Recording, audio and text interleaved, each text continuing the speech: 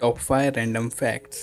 Fact number 1। दोस्तों, आप लोगों ने अपने फ्रीजर में बर्फ़ तो जमाई होगी, मगर क्या आप जानते हैं कि जितनी देर में कोल्ड वाटर बर्फ़ बनता है, उससे जल्दी हॉट वाटर बर्फ़ बनता है। Fact number 2।